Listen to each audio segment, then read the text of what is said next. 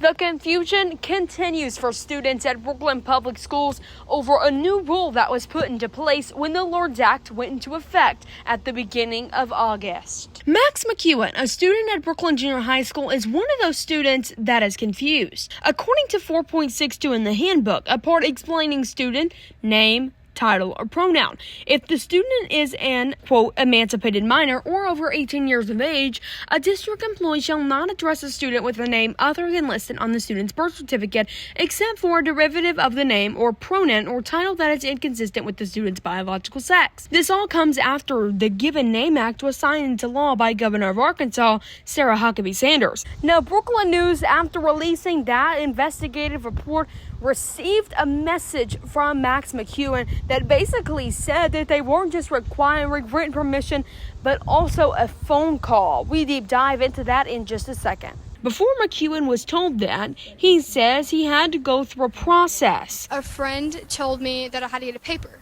for my parents to sign, and then I went and I talked to Mr. Ritchie, and he said that they weren't doing the papers, that I had to have a parent call and talk to them and then also send an email. An email and a phone call. Do you think that's too much?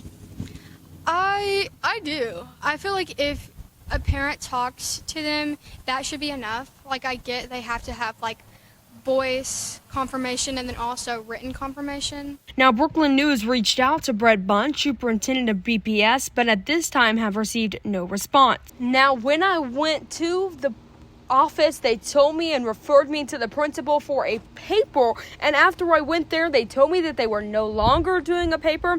So then I spoke to both of those principals, which said they will call your parents on speakerphone.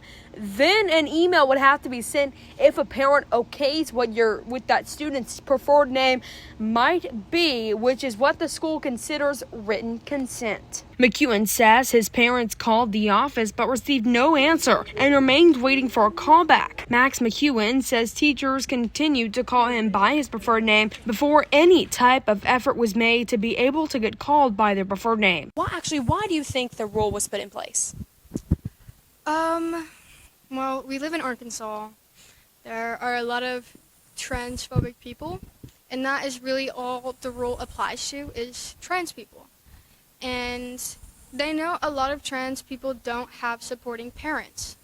So, of course, this eliminates trans people getting to express themselves. Now, in the Given Name Act, that allows teachers to continue calling a student by the name listed on their birth certificate, even if the student has already had written permission. So really, just an important story that all students need to know right now. For now, Jackson Mitchell with Brookland News.